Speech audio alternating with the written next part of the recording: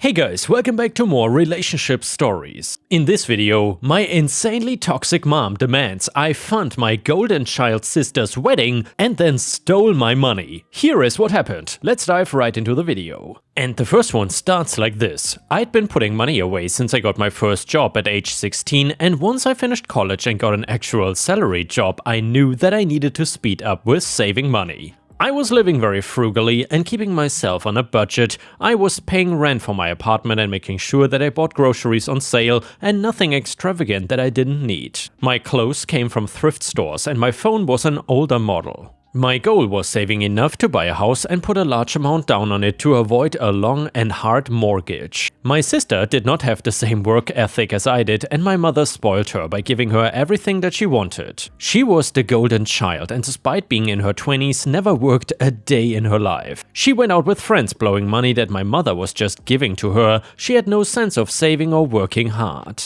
Most of the time growing up, the wants of my sister would be given at my own expense. If she wanted something I had, my mother would tell me to just let her have it, apparently because sharing was so important. Once I started working was when my mom started insisting that I lent my sister money when she asked for it. Once I moved out to my apartment, I made sure that stopped and claimed I just did not have anything. My sister was getting married though, and it was the focal point for our entire family. I got paid and was checking my bank accounts to see the money, only to find that my savings account was missing a large chunk of money. The bank statements showed that there was a big withdrawal out of it, $10,000 just gone, but I did not call the police. Instead, I called my mom. She told me that she didn't know anything about the money missing and denied being the one to take it. It was not until I started talking about needing to call the police and file a report that she finally cracked and admitted that she had taken the money out. She said that she had stored away my bank information, which I did not know about, and took out the money for my sister's wedding.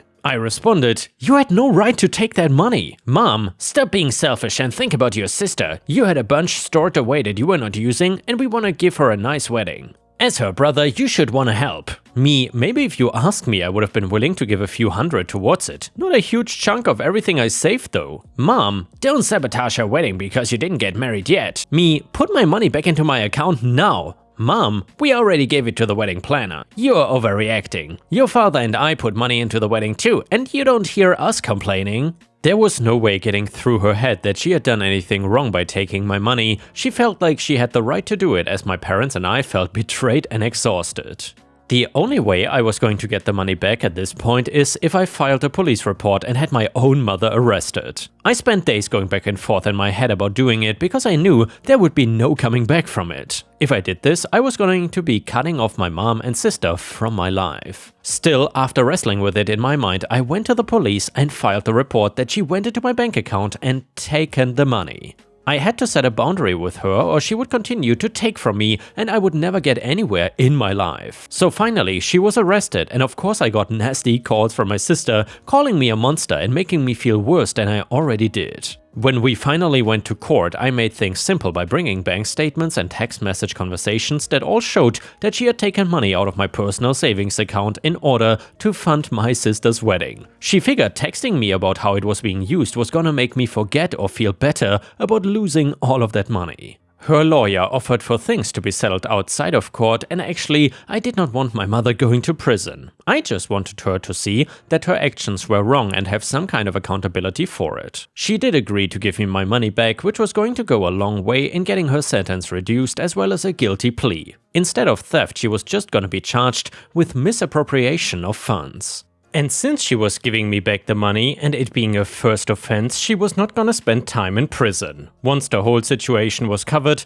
I still had to deal with a couple of things, the first being my family, with my sister and mother being furious about what I had done. My mother said she understood it to a point, but it was very wrong to have your own mother arrested instead of just talking it out, despite the fact that I did try to talk it out. And well, it got nowhere. My sister of course felt like because of this I should give her even more money towards the wedding, which I refused. She said I was not invited to come, which I understood, and told her I would not come if she didn't want me there. The extended family, on the other hand, agreed with me, with some of them telling my mother it was wrong to take from me and telling her off for spoiling my sister rotten. Saying that she should get a job if she wanted money for things, and I was doing what I should, moving out and saving instead of mooching off of my parents. It was nice to not have the entire family shun me for what happened and instead understood. The other thing I did was remove all of my money and put it into a different savings account that my mother would not have the information for, just to be sure that nothing was gonna happen again with the money. My sister got married without me there, and I found peace in choosing my own path and having it be separate from them. My own life and personal goals are important to me, and if them being in my life stops it from happening, then I'm okay with them not being a part of it. And here, Ripe Stars, I think OP sort of dodged a bullet here, and I think this was a decent way of dealing with the situation. Either way, let me know what you think about what OP did in the comments. The next one is a relationship story, and it's titled, "My female 27, soon-to-be husband, male 28, called me by his assistant's name during intercourse." So my SO and I have been high school sweethearts, and we are due to get married this June. We just have a chemistry that works extremely well and always did. I love him very much, and I know he loves me too, but with what he did recently, I'm having extreme doubts about his faithfulness. We are trying to get pregnant, and when we had intercourse a few days ago, he called me by his assistant's name right as he got off. He immediately got up and apologized and seemed extremely shocked. I was shocked too. After that, he has been very apologetic and seemed genuinely remorseful, but I'm having difficulty coming around to forgiving him. The way he said it too came across as he was thinking about her. The only other person I've told about this is my mom and dad, and she thinks that my boyfriend has or currently sleeps with his assistant and that his tongue slipped up. And honestly, I'm having doubts because now everything looks suspicious to me. He goes to Dallas once every 2 weeks and his assistant accompanies him. Those are work trips and are paid for by his company, but those are starting to look suspicious to me now. 3 months ago I got laid off from work and he asked me if I could stay at home since we are trying to have a kid and I could be a stay-at-home mom. Now, I don't know if I should depend on him or try to get a job or not. My life is just filled with confusion all of a sudden. Honestly, I did not think he would ever cheat on me, but I cannot think of a reason why someone would say someone else's name after intercourse. His explanation is that he was thinking about work and that's why his assistant's name slipped up.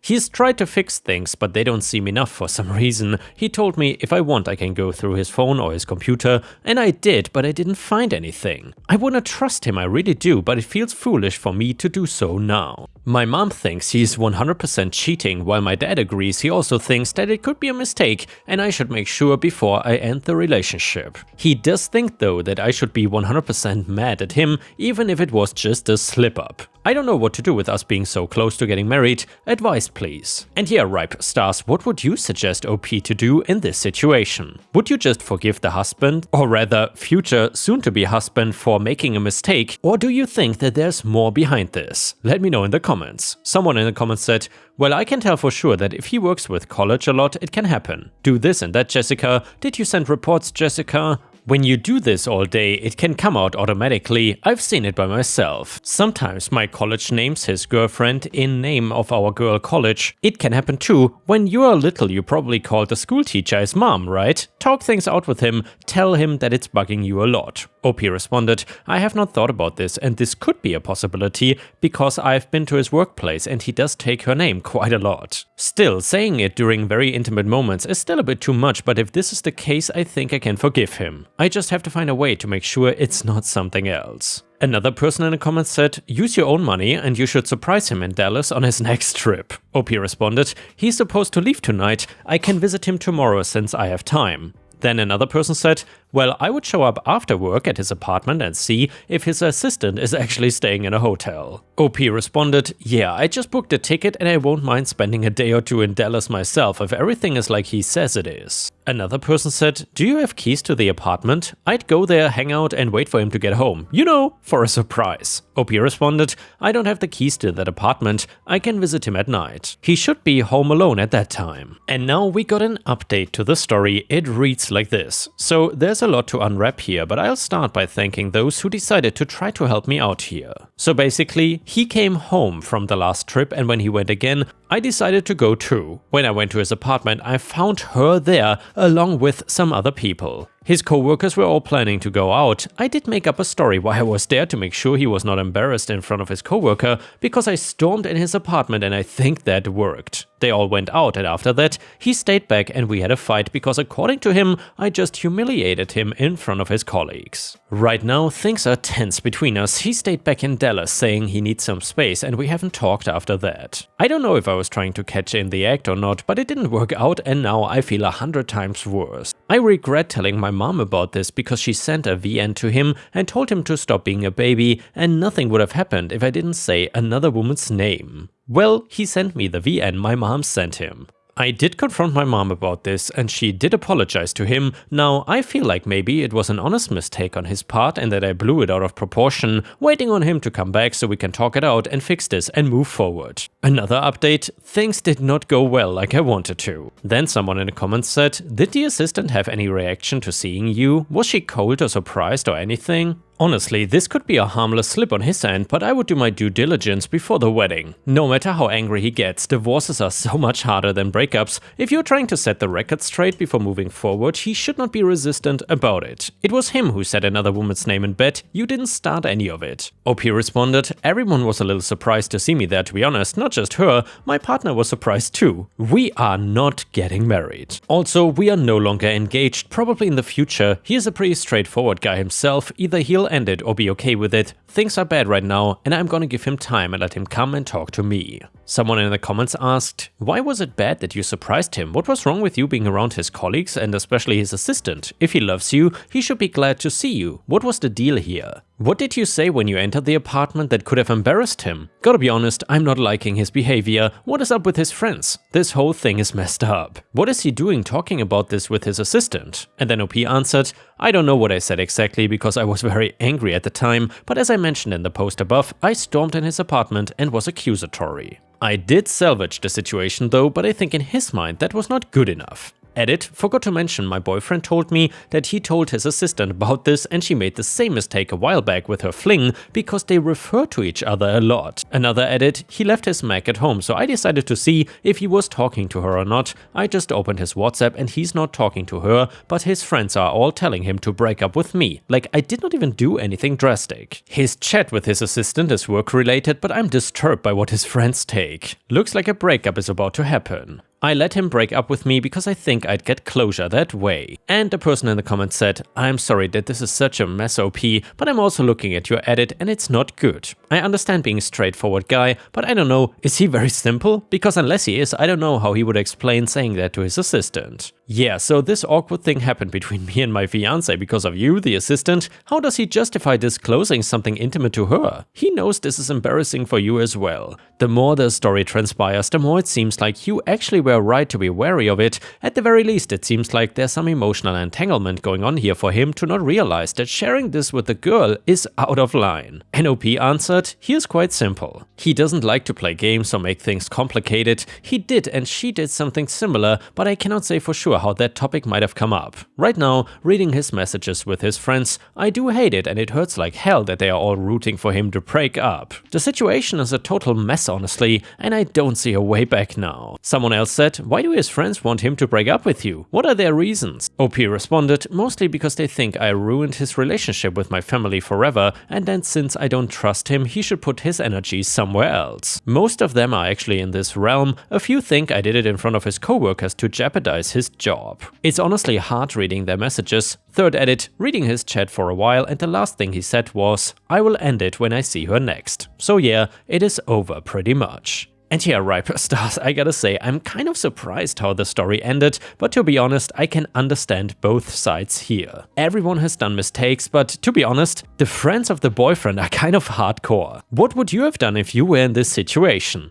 Let me know, I'm really curious. And now let's move on to the next story. It starts like this. A woman who can only be described as a Karen moved into my neighborhood and before she even had time to fully unpack, started an HOA. She went around claiming how her old neighborhood had one and it created such unity and made it safer than even the police. Obviously, she was trying to make it seem like an HOA was the best thing invented since sliced bread to trick people that did not know the truth about it. My role during her entire escapade was actually non-existent because while she was rallying the community into electing her into a role she did not deserve and giving her money, I simply was not home. I was away from my farm for a few weeks, and when I came back, I found something horrible waiting for me. Now, I also want to point out that I came back not alone, but with a couple of cows as well. So, not being able to get on my property was a big deal. A giant solid fence was blocking any access point to my property. This thing was way too tall to climb over, and it even had barbed wire at the top. It was like a prison fence designed to make sure nobody could get out. The issue was that I couldn't get in, and I was stuck and confused as hell to what happened. I was on my way to the town hall, still with the cows in the back because I couldn't just leave them, and when I was there, I ran into Karen for the first time. She heard me talking about my farm and a fence being there. She was quick to talk over anybody else and explain things. Karen, oh, you mean that ugly old farm that nobody lives at? It was space just being wasted, so I filed the paperwork for the HOA to take it over. Me, what HOA? Cue the long explanation of who the hell she was and that she started an HOA in the neighborhood.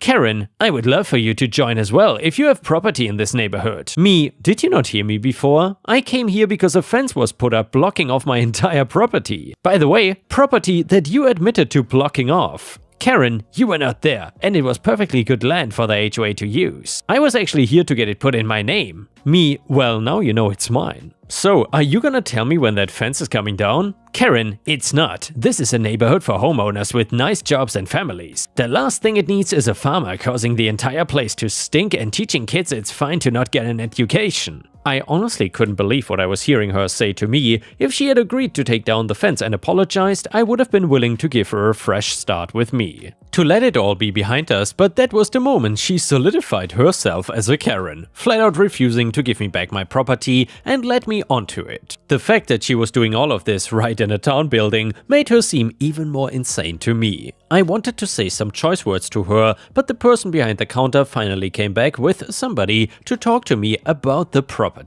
Karen took this opportunity to get the hell out of there because she knew I was not gonna be happy with what I heard. It being a small town, the man I was speaking to knew me and said he was shocked when Karen came in with paperwork to build the fence and take over my property. He apparently asked what happened to me, and Karen claims she saw me pack everything up and just move away. Bold claim since she wasn't even living here when I went away for a few weeks. They apparently tried calling me, but I was the dumb guy that had their only contact as a landline phone. With me not answering and her having the paperwork they approved of, the fence being built and the property as being empty. I was freaking out because I really thought I was screwed here, and she really just managed to steal my property for this HOA. I don't know much about legal matters, so I thought signed paperwork meant that there was nothing I could do. The man calmed me down and explained that she didn't have my property yet and I could get it back. The fence was put up to preserve the property and stop intruders from ruining it. The HOA couldn't touch it for about a year though,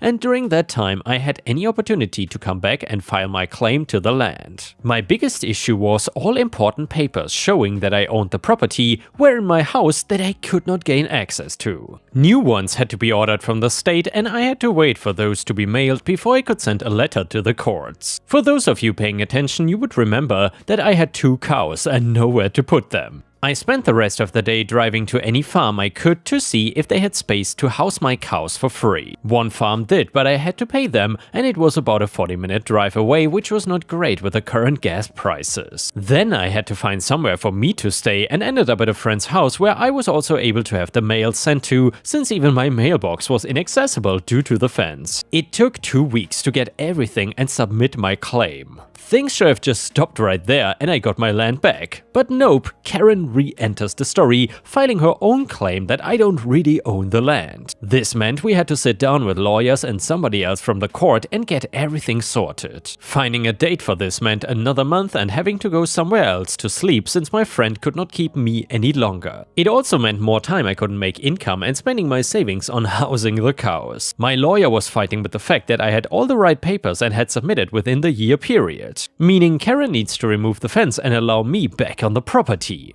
Karen had her own papers that were drafts of a new HOA bill banning farms in the HOA. Her argument was that since the farm area was in a state of property limbo, that her bill could stop me from regaining ownership. Nobody could believe that she was this stupid, and the lawyers had to explain things to her several times, that her policy would be illegal, that it was not even in effect. And yet it was just a draft she clearly came up with on the fly. Most importantly, I was not trying to regain ownership of my property because I had never lost it. I had just gotten screwed over by her. I told her with all the lawyers present that if she tried to interfere again and delay my property being returned to me, I was going to personally sue her, making her pay me back for lost wages and expenses from not having access to my property. Up until this point, she was protected by the stupid laws, but after this meeting, she would not be. I made it clear that each day the fence stayed up, I would be making sure that she paid out of pocket for it. The look on her face was one of pure fear, as it finally dawned on her that she was not winning this fight and I was gonna take the offensive soon. Within the next 12 hours, the fence was gone and I could finally bring the cows onto the property and make an income again.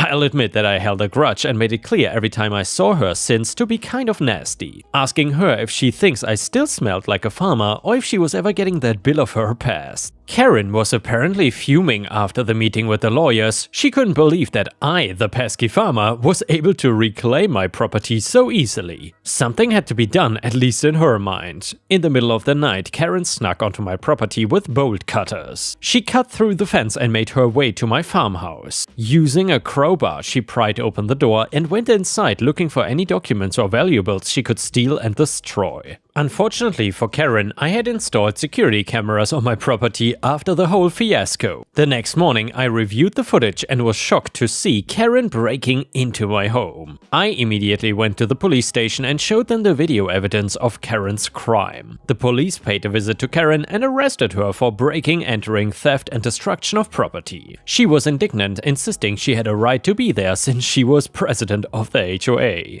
The police were unsympathetic and hauled her off to jail. I heard that Karen's HOA board members were appalled by her actions and criminal charges. They held an emergency meeting and voted to remove her as president, distancing themselves from her erratic vendetta against me. At her court date, the judge sentenced Karen to 6 months in prison for her offenses. He also issued a restraining order preventing her from going near my property again. Karen was outraged apparently, but there was nothing she could do. She was led away in handcuffs, finally facing real consequences for her harassment and illegal behavior towards me. I was relieved to have my home and livelihood back, and I decided to invest in even more security measures in case Karen decided to target me again once released from jail. But for now, justice had been served. Karen's reign of HOA terror was over, at least for me. And yeah guys, if you cannot get enough of my content, please don't forget to check out my podcast by searching for Ripe Stories on all major podcast platforms such as Spotify, Apple or Google Podcasts. Furthermore, you can find bonus content by going to patreon.com/ripeyoutube or by clicking the join button here on YouTube. For a small monthly fee, you will get access to dozens and dozens of exclusive videos you won't find anywhere else. Thank you so much for watching, and I hope to see you again tomorrow.